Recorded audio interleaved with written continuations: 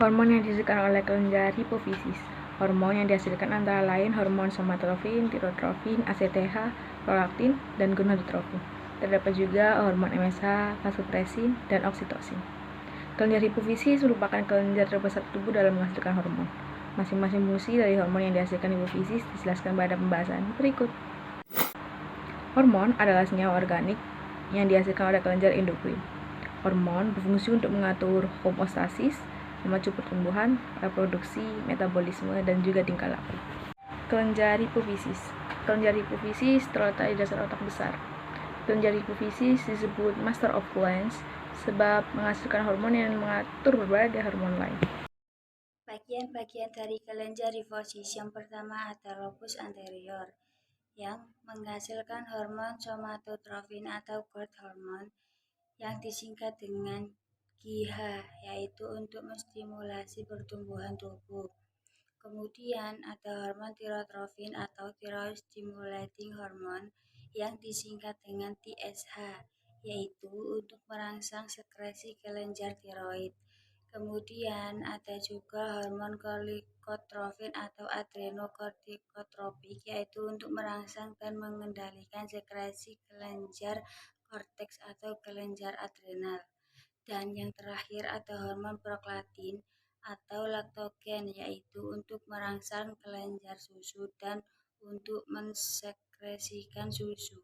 Dan hormon gonadotropin terdiri dari hormon perdagangan vertikal yang terdapat pada wanita dan pria. Fungsi hormon tersebut pada wanita yaitu untuk merangsang pertumbuhan folikel ovarium dan merangsang sel-sel folikel yang menghasilkan estrogen, dan fungsi hormon tersebut pada pria yaitu untuk merangsang proses spermatogenesis. Yang kedua ada luteinizing hormone LH atau intensial cell stimulating hormone ICSH. Hormon ini terdapat pada wanita dan pria. Fungsi luteinizing hormone pada wanita untuk merangsang ovulasi dan merangsang korpus luteum menghasilkan estrogen dan progesteron.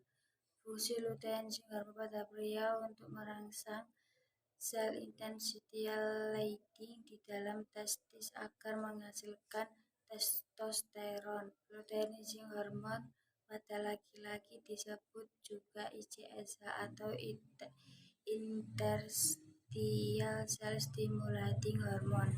Yang ketiga ada hormon robust intermedia. Bagian ini menghasilkan melanotropin atau intermedin melanocyte stimulating hormone atau MSH. Hormon ini berperan dalam mengatur perubahan warna kulit. Yang keempat ada lobus posterior vasopressin atau antidiuretik hormone ADH. Berfungsi mengatur kadar air dalam darah melalui penyerapan air oleh lobus ginjal, sehingga sekresi ADH mempengaruhi jumlah urin yang dihasilkan seseorang. Oksitosin merangsang kontraksi otot polos uterus. Hormon ini penting dalam proses kelahiran. Kelenjar tiroid atau kelenjar gondok terletak di bagian bawah laring di kanan kiri trakea. Hormon yang dihasilkan tirosin.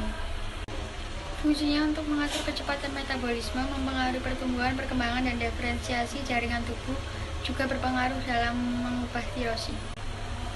Kemudian ada kelenjar paratiroid atau kelenjar anak gondok.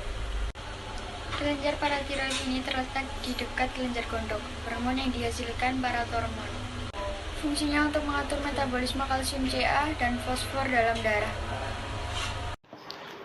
Kelenjar timus atau kelenjar kacangan terletak pada tulang dada. Hormon yang dihasilkan hormon pertumbuhan atau timosin. Fungsi sistem imun atau kekebalan. Kelenjar adrenal, kelenjar suprarenalisa atau kelenjar anak ginjal terletak di atas, terdiri dari Bagian konteks menghasilkan minerola kortikoid, menyerap Na dari darah dan mengatur reabsorpsi air pada ginjal. Bagian medula menghasilkan adrenalin dan epinefrin yang berfungsi mempengaruhi pemecah glikogen menjadi glukosa sehingga menaikkan kadar gula darah, memacu aktivitas jantung dan menyempitkan pembuluh darah kulit dan kelenjar mukosa, mengendurkan otot polos batang tenggorokan sehingga melapangkan pernapasan. Kelenjar Langerhans atau pankreas terletak pada pankreas. Hormon yang dihasilkan insulin. Insulin berfungsi antagonis dengan hormon glukagon, yaitu untuk mengubah gula menjadi glikogen di dalam hati dan otot. Kelenjar kelamin atau gonad. Kelenjar kelamin pria yaitu testis, menghasilkan hormon kelamin pria atau androgen dan sel sperma. Fungsi testosteron mempengaruhi proses spermatogenesis, timbulnya sifat-sifat seks sekunder pada pria. Kelenjar kelamin wanita yaitu ovarium, menghasilkan sel telur atau ovum, estrogen dan progesteron. Estrogen berfungsi memelihara sistem reproduksi, pematangan sel-sel kelamin, timbulnya sifat seks sekunder pada wanita. Progesteron berfungsi mempersiapkan uterus untuk menerima embrio.